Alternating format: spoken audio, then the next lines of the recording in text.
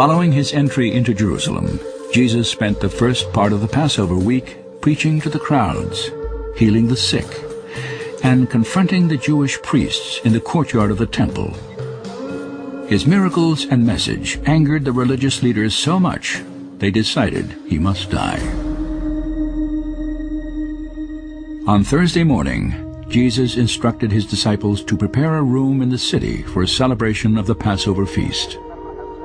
That evening, during the meal, he offered his own prophecy of impending death and resurrection. During the Passover Seder meal, he took the bread and he broke it, and he prayed. Most people don't know what he prayed. And he prayed a Hebrew prayer that is being prayed until today. And he said, "Blessed are you, O Lord our God, King of the universe, who brings forth bread from the earth." And when he said, "I am the bread of life," and he said, "Take, eat." So he was prophesying to the disciples that he will be put to death and he will be in the grave, and God the Father will raise him up. "Blessed are you, O Lord our God, who brings forth bread from the earth," meaning his body will be in the earth and it will be resurrected. As the disciples shared in the rich symbolism of the Passover meal, only Jesus was aware that one of them planned to betray him. After this, Jesus was troubled in spirit and testified, "I tell you the truth, one of you is going to betray me, the one to whom I will give this piece of bread when I have dipped it in the dish." And he gave it to Judas Iscariot. Judas's betrayal was no surprise to Jesus, for it had been predicted by the prophet David 1,000 years before Christ broke bread with his disciples in the upper room. "My close friend, he who shared my bread, has lifted up his heel against me." The specific details in that passage remind us that he's not just going to be betrayed by anybody, but by a friend, and then a friend with whom he breaks bread. You can't miss the fact that this is Judas at the Last Supper. It is so obvious that the prophecy literally shouts to us about its fulfillment in the New Testament. The prophetic vision of Jesus' betrayal did not end with David's words in the 41st Psalm. In 500 BC, Zechariah also foretold another crucial detail. "I told them, 'If you think it best, give me my pay.' So they paid me 30 pieces of silver."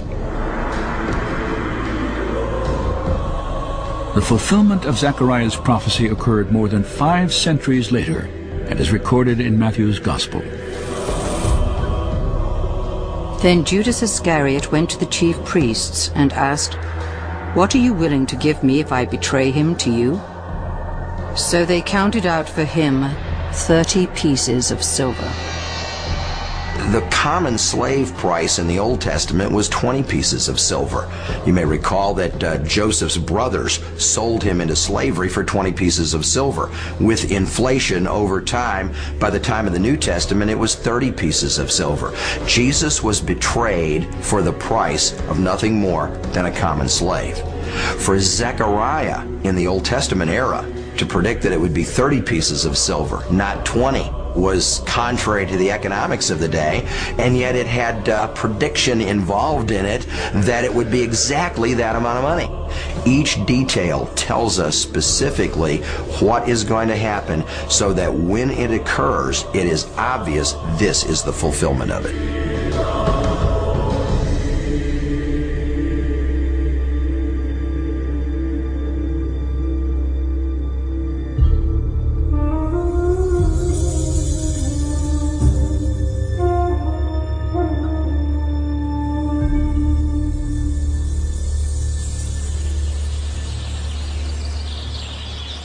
Following the Passover meal, Jesus led his disciples outside the city walls to the Mount of Olives and a garden called Gethsemane.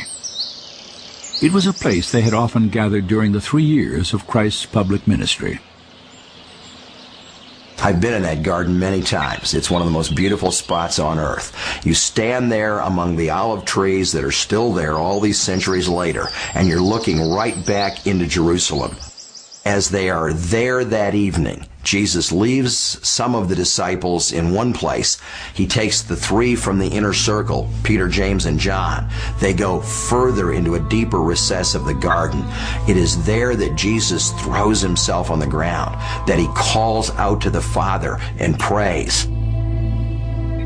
My Father, if it is possible, may this cup be taken from me.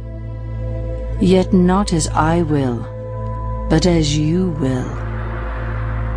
As Christ agonized in prayer, he asked God for the strength to face the ordeal he knew was about to unfold, an ordeal described by the prophets centuries earlier.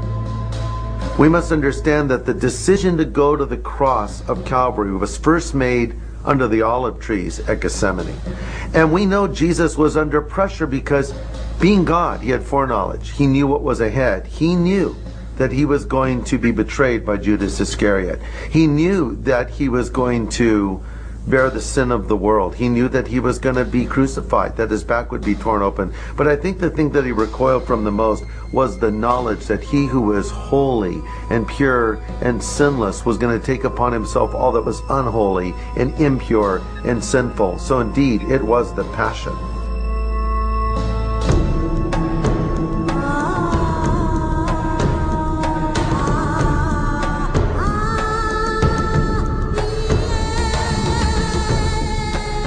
In the gathering darkness, Judas led the temple guard into Gethsemane and identified Jesus with a kiss. Christ's betrayal was complete, and prophecy again fulfilled. It had to happen. It had to happen. Someone had to give him away.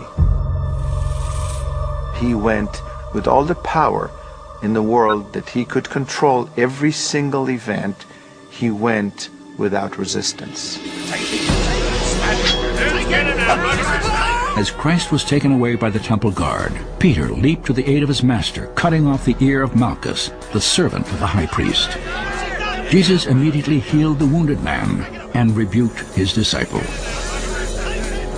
Put your sword back in its place, Jesus said. Do you think I cannot call on my Father and he will at once put at my disposal more than 12 legions of angels? But how then would the scriptures be fulfilled that say it must happen in this way? Jesus dares to say that all the prophecies, the pictures, the illustrations in the Old Testament all point to me. He goes to the cross knowing what it is all about. He faces the prediction of these prophecies, knowing their fulfillment is not only that of the blessing of the kingdom yet to come, but of the suffering of the servant who must die in our place.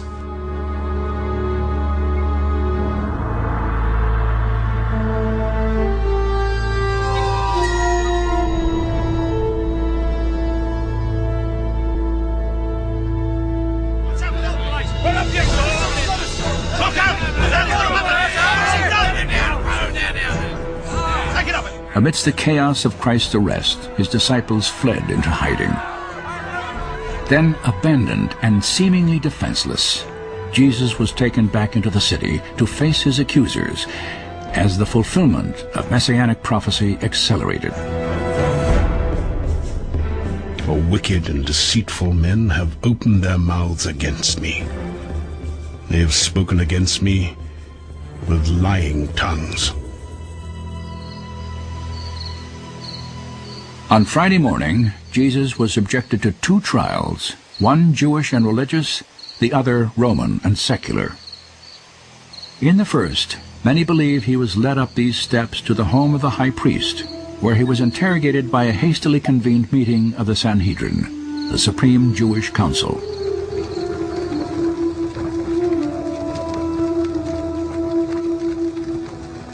He knows from the prophecies that he has to be crucified, and that means he's got to be turned over to the Roman authorities. The Jews don't have the authority under